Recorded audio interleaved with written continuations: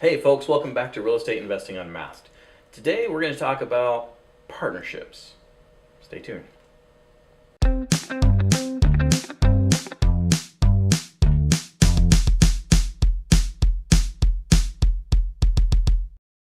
I wanted to talk to you about partnerships because this is kind of part of the series that I'm making, the things I wish I knew before I started real estate investing. One of the things I wish I knew before I started investing in real estate was about partnerships. Now, I went to these places, I read these books where they talked about buying property with no credit, no money out of pocket, no money down, all that stuff. And I thought, okay, well, this is really interesting because I had no money at the time. And so I started studying these things. And what I really found out through practice and through trial and error was that you do need money, you do need know-how, and you do need credit. Now, it doesn't necessarily have to be yours, but you have to have somebody who's willing to put it up there for you, which means you need to know what you're doing if you're going to use somebody else's stuff. So when it comes to partnerships, you really have to have a good relationship. When you create a partnership, you essentially have to come up with a contract that will appease both of you, but when you're negotiating that contract, you need to negotiate like you're going to have a divorce, like you're going to break up, like you're going to be kaput. You need to write up the contract as if everything's going to go terrible. Then, after you've both signed, that's when you work together, and you work together beautifully.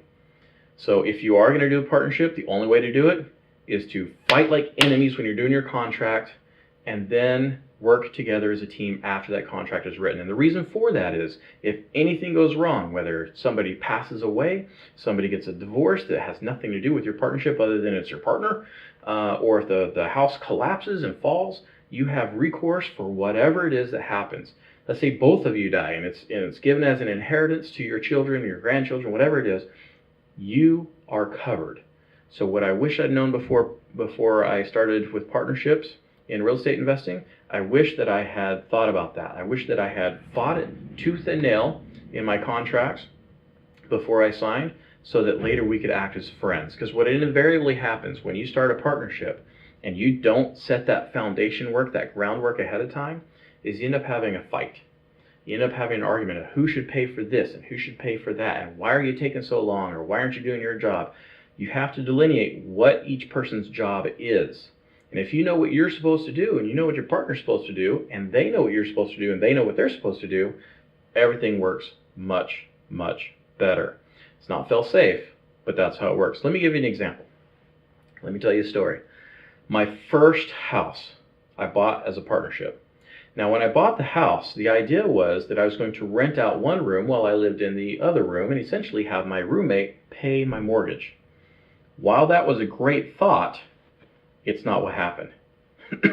See, I met this lady. We got married. And so after closing escrow, a couple months after closing escrow, instead of having a roommate come in, knowing full well I was getting married, my wife and I moved into the property. Now, the property was being sold as a tear-down property. But when I got into the property, I realized it doesn't need to be torn down. It just needs to be fixed up. Let me describe this house to you. The ceilings were 6'3" to 6'6", depending on which room you were in. I had friends that would come over and hit their heads on the fixtures. Now, I am 5'11", so I am just far enough below that I wouldn't hit the fixtures, but I would have to duck every time I'd come in because I was afraid I would hit my head. That's how low the ceiling was. This house was built in 1927, so it's a long time ago. After my wife and I moved in, because that was the only place we had, there was a hole about this big in the kitchen ceiling, in the drywall. And so when we had our first rain, what I didn't know when I bought this house, because I was brand new, there were 13 layers of shingles on the roof. 13. It was insane. Well, we had our first rainstorm, and the problem was right over the kitchen, it was a flat roof, or near flat roof. With 13 layers of shingles, there's a reason why they had so many shingles up there. It's because it kept leaking. And every time they added shingles, what it did was they added layers, and it added layers, and it made it more pronounced of where this shingle ended and this one began. It ended up causing a ripple effect. So when it rained, water collected, seeped through, and we got wet. Matter of fact, I woke up one morning and my upper cabinets in my kitchen were so full of water that it was flowing, this brown liquid, into my sink and onto my floor. Now the brown liquid was bouillon cubes. I had chicken and beef bouillon that I had up in my cupboard because it was my kitchen, and it was just flowing. It smelled like soup. And down below the floor, below the floor in the kitchen, I had a root cellar, which is a place back in the day where they used to keep all their food because they didn't really have good refrigeration. So they kept it in the root cellar. It'd be their potatoes and things like that. So below me was the root cellar. So all the water flowed straight out of there into the floor, into the root cellar, and then down, it seeped into the ground. And we're talking like 6 feet or 7 feet below the kitchen level. It was a nightmare. I hadn't planned on doing what I did beforehand, but I was so fed up with it that the day after it stopped raining, I got up on my roof and I started whacking the snot out of the top of this roof. And I took all the shingles off. It totally flabbergasted me that I had so many layers of shingles on this roof, but I took it all off and I called up my partner standing on top of my roof with a cell phone. This is 2003, and it was a brand new cell phone, it's like this big, and I called up and I said, look, I'm removing the roof, I need money. And our partnership agreement was that I would do the labor and that my partner would pay for all the materials. So essentially, we'd both be putting in pretty close to equal worth, although I think my labor was worth more than the material. It was my first time, so that's what I did. And it worked out great, worked out handsomely for me. I got up there, I ripped off the ceiling, I ripped off the roof, and it took me 1.5 years, but I ended up raising the roof from 6.5 feet or so to 10 feet, 10-foot ceilings. I replaced all the walls, one bit at a time, one stud at a time. I replaced all the windows. I made it from a 2-bed 1-bath to a 2-bed 2-bath, learning as I went. Now the whole time, I would call up my partner, hey, I need 2x4s.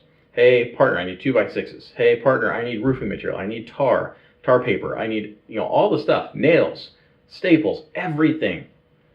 And my partner got it for me. That was a good partnership. When I sold that house, I sold it a couple of years later, and I sold it for $274,000. I bought it for $108,000, and I sold it for $274,000. We put about $35,000 of material into that property. So we got a really good return on our money. But the point was, I had an agreement with my partner that as soon as I got up on that roof and I started ripping stuff off, I was able to call him up and we went to town. And it took me a long time, but I got it done. Now, here's another partnership story. I ran into a couple of people that were selling real estate investing college, if you will.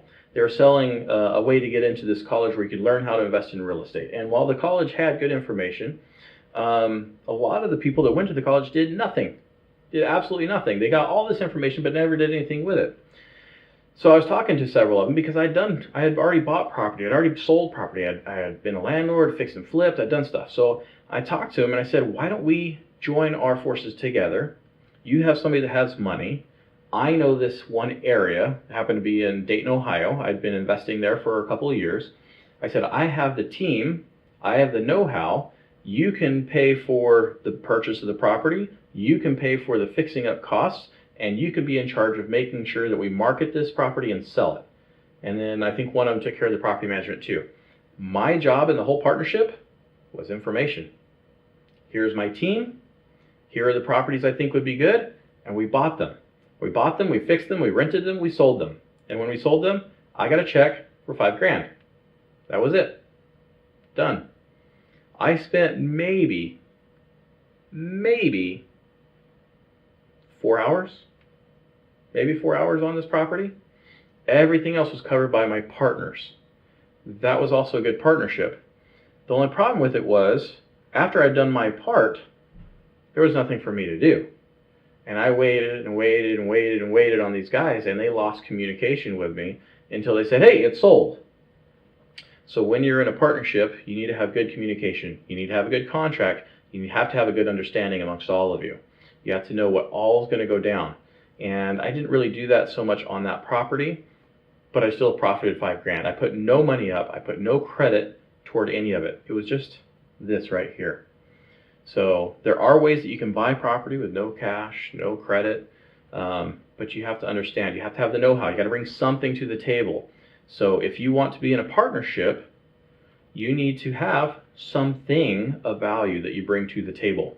Whether that's you're the one bringing the financing, or you're the one bringing the good credit, or you're the one that's bringing the know-how. In some way, you have to bring something to the partnership. All right. If you have any questions, please ask down below, and I'll be glad to get back to you. I've had several people ask me questions about mortgages and how to pay them off fast, pay them off quick. I've got some videos on that, but if you have questions, ask them down below, and I'll be glad to help you out. Don't forget to subscribe, and I'll see you in the next one.